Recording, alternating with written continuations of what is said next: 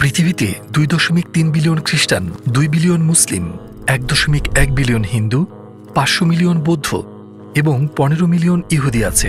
এরকম মোট 4300 ধর্ম রয়েছে পৃথিবীতে। এমন পরিস্থিতিতে কিছু মানুষ প্রশ্ন করেন, এতগুলো ধর্ম থাকতে আমি ইসলামকে কেন বেছে নেব? আমরা কিভাবে বুঝবো যে ইসলামই সত্য ধর্ম? এটা কি যুক্তি দিয়ে প্রমাণ করা সম্ভব? একে আমরা দার্শনিক দেকার্তের খুব মজার একটা কৌশলের সাহায্যে প্রমাণ করব। এর নাম হলো দেকার্তের সংশয়বাদ।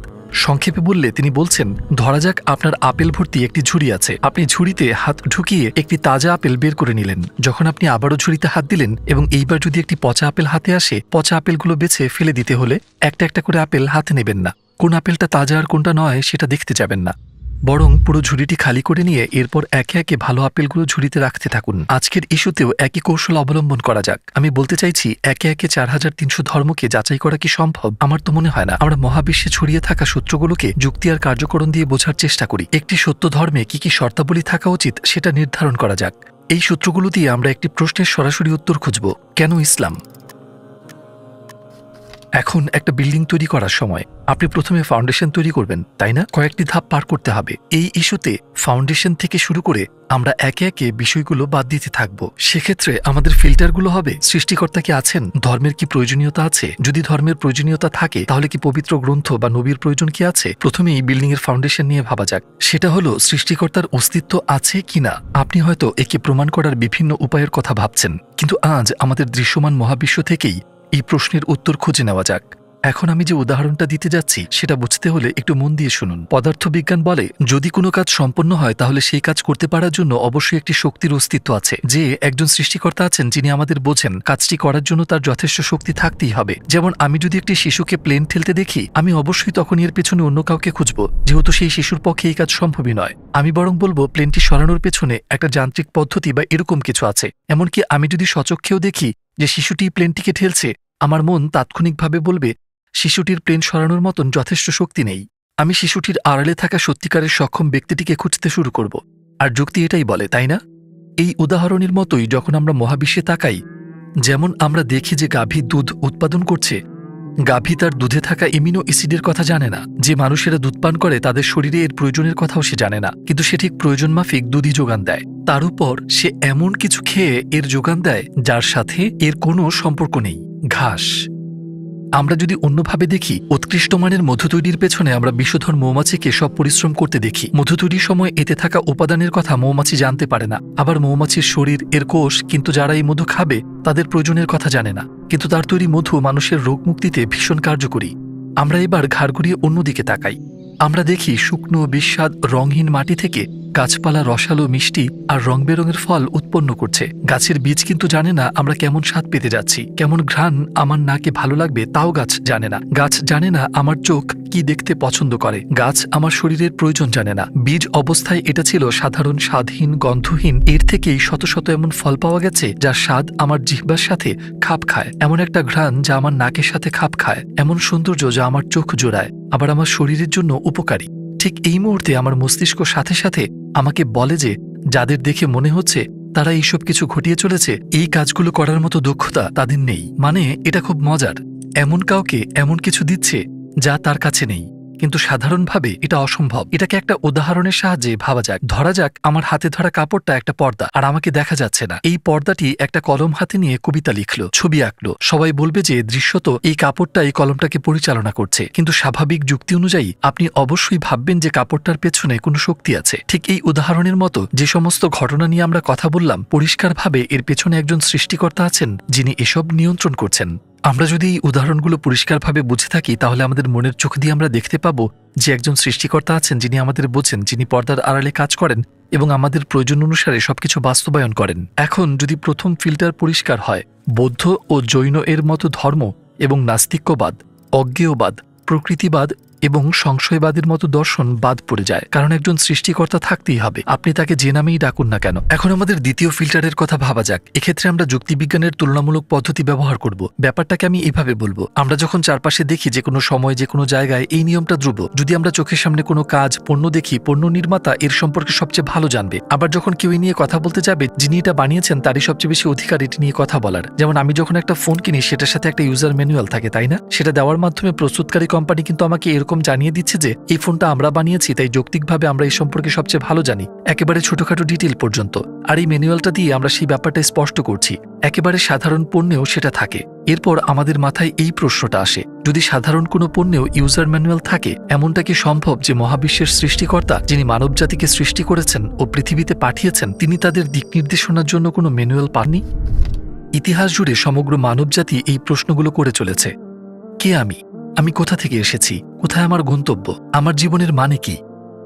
এটাও কি সম্ভব যে সৃষ্টিকর্তা আমাকে এই প্রশ্নগুলো করতে পারার মতো মস্তিষ্ক দিয়েছেন, কিন্তু এর উত্তরগুলো পাবার জন্য কোনো বার্তা দেননি? নিশ্চয়ই তিনি আমাদের পথভ্রষ্ট অজ্ঞ অবস্থায় রাখবেন না। তিনি যোগাযোগ করবেন, তিনি কি চান জানাবেন এবং আমাদের পথ দেখাতে একটি নির্দেশিকা পাঠাবেন। তাহলে আমরা বুঝতে পারছি যে আমরা যে বিশ্বাসের খোঁজ করছি সেটা অবশ্যই বই নির্ভর। এর একটা নির্দেশিকা থাকতেই হবে। আর এই দ্বিতীয় ফিল্টারের সাহায্যে আমরা শিন্টোবাদের মতো ধর্ম এবং ইয়েটিসিজম, প্যান্থিইজম বা নিহিলিজমের মতো বিশ্বাস বাদ দিতে পারি।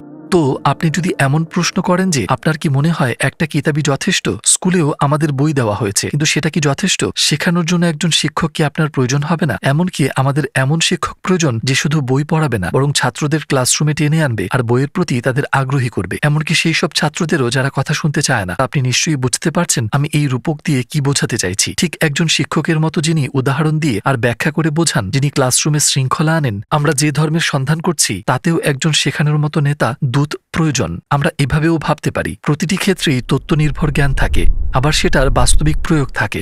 কিতাবের ভেতরে লেখা হলো তত্ত্ব নির্ভর জ্ঞান। তাই এমন একজনের প্রয়োজন যিনি বাস্তবিক জীবনে সেগুলোকে কাজে কিভাবে পরিণত করা যায় তা শেখাবেন।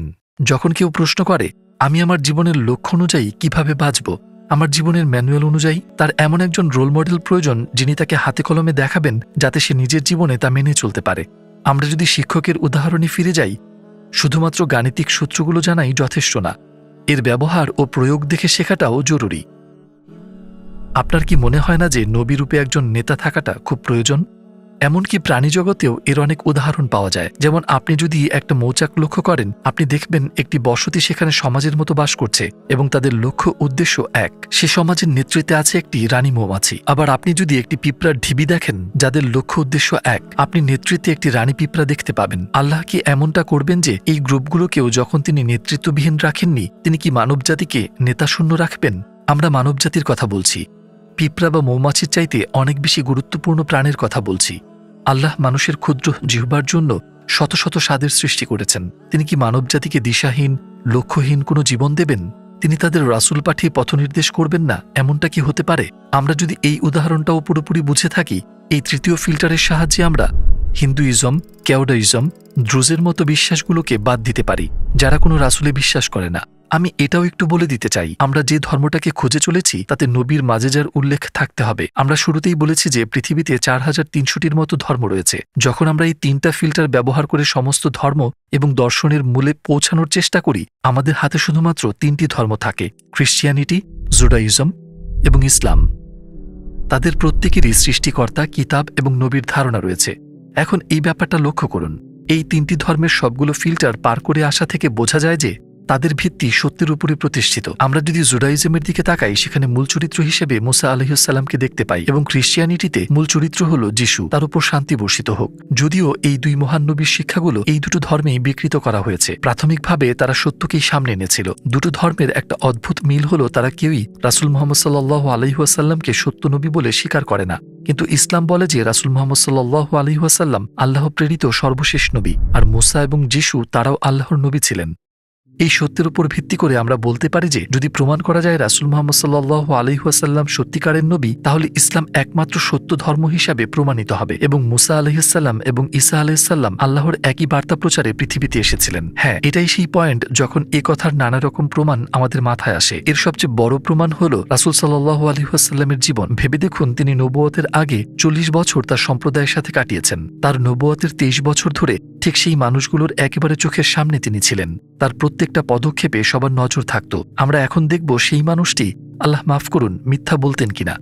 যুক্তির খাতিরে আমরা জানি যে মানুষগুলো পদমর্যাদায় ভীষণ কাছাকাছি, তারা একে অন্যের অনুকরণ করে থাকেন, কিন্তু অন্যজনের চাইতে কারো মর্যাদা যত কম হয় তাকে অনুকরণ করা ততই কঠিন হয়ে পড়ে। যেমন ইবনে সিনার কথা ভাবুন, যাকে পশ্চিমা বিশ্ব আবিসিনা নামে চেনে, এক প্রতিভাবান চিকিৎসক যার লেখা বই শতাব্দী জুড়ে পৃথিবীর বিভিন্ন বিশ্ববিদ্যালয়ে পড়ানো হয়েছে। একজন অশিক্ষিত ব্যক্তি ঠিক কতটুকু আবিসিনার অনুকরণ করবে বা তার নাম ভাঙাবে? কোনো শহরে গিয়ে যদি সে বলে আমি আবিসিনা, ঠিক কতজন তাকে বিশ্বাস করবে? কিছু সময় পর যারা তার সাথে সময় কাটাবে তার আচরণ আর কার্যকলাপ দেখে বুঝে যাবে যে সে মিথ্যাবাদী। একজন গরিব জোচ্চোর সুলতানের অনুকরণ করতে পারে না। খুব অল্প সময়ে তার চলন বলনে এটা স্পষ্ট বোঝা যাবে যে সে একজন জোচ্চোর। ধরা যাক সে অনুকরণে সফল হলো, কিন্তু কতদিন ধরে সে মানুষকে ধোঁকা দিতে পারবে? কিছু সময় পর কোনো না কোনোভাবে তার মিথ্যা ধরা পড়ে যাবে। আমরা কি এই যৌক্তিক তুলনা রাসূল মুহাম্মদ সাল্লাল্লাহু আলাইহি ওয়াসাল্লামের ক্ষেত্রে প্রয়োগ করতে পারি? তার প্রচারিত ধর্ম তার সম্পর্কে আমাদের জানায় তিনি এমন একজন ব্যক্তি যাকে আল্লাহ অসংখ্য মানুষের মধ্য থেকে নবী মনোনীত করেছেন। তিনি আল্লাহ সুবহানাল্লাহু তাআলার পক্ষ থেকে সমগ্র মানবজাতির জন্য প্রেরিত নবী। তিনি সর্বশ্রেষ্ঠ এবং মানবজাতির মধ্যে তার আখলাক সর্বোত্তম। এখন এখানে দুটো সম্ভাবনা রয়েছে, হয় এর পুরোটাই সত্যি, না হয় আল্লাহ মাফ করুন তিনি মিথ্যাবাদী। কিন্তু এটাও মনে রাখতে হবে যে যে ব্যক্তি তাকে মিথ্যাবাদী বলবে তাকে কোনো সাধারণ মিথ্যাবাদী হিসেবে দেখবে না, তাকে আপনার ইতিহাসের সবচেয়ে বড় মিথ্যাবাদী বলে ভাবতে হবে, কারণ তিনি এতখানি উচ্চ মর্যাদায় থাকা নিয়ে মিথ্যা বলেছেন। আপনার তাকে এমন একজন ভাবতে হবে যে সৃষ্টিকর্তা মানে না, তিনি শাস্তি দিতে পারেন সেই ভয় তার নেই এবং আল্লাহর নামে তিনি মিথ্যা বলেন। ধরে তিনি মিথ্যা বলেছেন, সেটা কি তিনি 23 বছর ধরে রাখতে পারবেন? অনেকেই মনে করেন রাসূল সাল্লাল্লাহু আলাইহি ওয়াসাল্লাম খুব অল্প মানুষের সাথেই মিশতেন, কিন্তু একথা একেবারেই সত্যি নয়। তার নবুয়তের সময় তার আশেপাশের হাজারো মানুষ তার সবগুলো দিক নিজের চোখে দেখেছে। আমরা জানি তিনি কোন হাত দিয়ে খাবার খেতেন, কোথাও প্রবেশের সময় কোন পা আগে রাখতেন, এমনকি তার নখ কিভাবে কাটতেন। মানে তারা তাকে এমনভাবে পরীক্ষা করেছে যে ইতিহাসে এমনভাবে আর কাউকে এত গভীরভাবে পরীক্ষা করা হয়নি। আপনার কি মনে হয় তারা যদি কোনো অসঙ্গতি দেখতে পেত, কোনো খুঁত দেখতে পেত, তারা তার পাশে দাঁড়াতো বা এত কষ্ট সহ্য করত? একদমই না। পাশাপাশি যারা তাকে খেয়াল করেছে তারা সবাই বিশ্বাসী ছিলেন না। যারা তার নবুয়ত অস্বীকার করেছে তারাও তাকে লক্ষ্য করেছে। তিনি নবী হওয়ার আগেও তাদের সাথে ছিলেন, শুধু তার পরেই না, তাদের মাঝে তার জন্ম বেড়ে ওঠা। তিনি বাইরে থেকে আসেননি, তার সম্পর্কে সবকিছুই তাদের জানা। তারা তাকে এতটাই বিশ্বাস করত যে তার নবুয়তের আগে তারা তাকে আলামিন নামে ডাকত, যার অর্থ বিশ্বাসী। সবাই এক বাক্যে জানত তিনি মিথ্যা বলেন না এবং জানত তিনি কতটা সৎ। নবুয়তের পর যারা তার শত্রু হয়ে যায় তারাও নিজেদের সম্পদ তার কাছে নিরাপদ ভাবত। নবুয়তের আগে বা পরে তার কোনো খুঁত খুঁজে পায়নি। তারা শুধু একভাবেই তার দোষ খুঁজে পায়, সেটা হলো তাকে জাদুকর, বাজিকর এইসব নামে অপবাদ দেওয়া, আর কিছু না। যে ব্যক্তি মিথ্যা বলছে অবশ্যই তার এ থেকে কোনো দুনিয়াবি লাভ পাওয়া উচিত, কিন্তু তার জীবন কর্ম থেকে তিনি কোনো লাভ পাননি। বরং এমন অনেক কিছু ছিল যা তার জীবনকে কঠিন করে দিয়েছিল। তিনি টানা রোজা রেখেছেন, দারিদ্র্যের আঘাতে তিনি সিহরি এবং ইফতার ছাড়াই রোজা রেখেছেন। আয়েশা রাদিয়াল্লাহু আনহু বলেন, কখনো কখনো তার ঘরে টানা 2 মাস কোনো খাবার রান্না হতো না। তিনি খেজুর খেয়ে দিন কাটাতেন। তিনি রাতে ইবাদত করতেন, টানা সালাত আদায় করতেন। তাহাজ্জুদের সালাত কি? এটা রাতের শেষ তৃতীয়াংশে জেগে সালাত আদায় করা, তাই না? মুসলিমদের জন্য এই সালাত সুন্নাহ, ঐচ্ছিক, কিন্তু নবী সাল্লাল্লাহু আলাইহি ওয়াসাল্লামের জন্য এটা ছিল ফরজ, আবশ্যক। কেন তিনি রাতের আধারে নিজেকে এত কষ্ট দেবেন যখন তাকে কেউ দেখছে না? মিথ্যা বলার জন্য। তিনি 23 বছর ধরে নিজের প্রচার করা ধর্ম যে কারো চেয়ে ভালোভাবে পালন করেছেন, সবার চেয়ে বেশি ইবাদত করেছেন, গুনাহ থেকে দূরে থাকতে সবচেয়ে বেশি সতর্ক ছিলেন। বিশ্বের সেরা মিথ্যাবাদীর চরিত্র কি একটুও এমন হতে পারে? এসব কিছু করে তার লাভটা কি? তিনি কি এসব প্রতিপত্তি, অর্থ সম্পদ বা নারীর লোভে করছেন? প্রতিপক্ষ এই সব কিছুই দিতে চেয়েছিল, কিন্তু তিনি সবসময় একই উত্তর দিয়ে গেছেন, আমাকে যদি ডান হাতে সূর্য আর বাম হাতে চাঁদও এনে দেওয়া হয় তবু আমি দিনের পথ ছাড়ব না। তো তিনি বলেন, দুনিয়াবি লাভের জন্য আমার সংগ্রাম নয়। যদি আমাকে শুধু এই জিনিসগুলোই না বরং পুরো পৃথিবী, চাঁদ আর সূর্যও দেওয়া হয় আমি তবু পিছু হটব না। তিনি সারা জীবন মৃত্যু হুমকি পেয়েছেন। তিনি বারবার আততায়ীর ব্যর্থ শিকার হয়েছেন, তারা কেউ সফল হয়নি। নবী সাল্লাল্লাহু আলাইহি ওয়াসাল্লাম নিজ শয্যায় ইন্তেকাল করেন। কেন তিনি এত কিছু সহ্য করলেন? একটা মিথ্যার জন্য? কেন তিনি পাথরের আঘাত সহ্য করে নিলেন? এত সব অপমান আর অভিশাপ, সবকিছু তার নবুয়তের প্রমাণ হিসেবে অনেক কিছুই বলা যেতে পারে, কিন্তু সবচেয়ে বড় প্রমাণ তার জীবন। তিনি যেভাবে নিজেকে গড়ে তুলেছেন তার নবুয়তের প্রমাণ হিসেবে এটুকুই যথেষ্ট। যেমনটা আমরা শুরুতে বলেছি, হয় তিনি সত্য বলছিলেন, না হয় আল্লাহ মাফ করুন তিনি মিথ্যাবাদী। আমাদের যদি প্রশ্ন করা হয় এমন একজন মানুষ মিথ্যা বলছেন না তাকে মিথ্যাবাদী বলা লোকটি সত্যিকারের মিথ্যাবাদী, আপনার কি মনে হয় এই প্রশ্নের উত্তর দেওয়ার কোনো প্রয়োজন আছে? এই বিষয়গুলো বিশ্লেষণ করে দেখলে আমরা জীবনভর খুঁজে যাওয়া সেই সত্যকে খুঁজে পাই। সেটা হলো আল্লাহ তাআলা হলেন সেই সৃষ্টিকর্তা যাকে আমরা খুঁজছি। যেই কিতাব আমরা খুঁজছি সেটা আল কুরআন। যে নবীকে আমরা খুঁজছি তিনি হলেন রাসূল মুহাম্মদ সাল্লাল্লাহু আলাইহি ওয়াসাল্লাম। মনে আছে আমরা শুরুতেই প্রশ্ন রেখেছিলাম 4300টি ধর্মের মধ্যে ইসলামী কেন? এগুলোই সেই কারণ।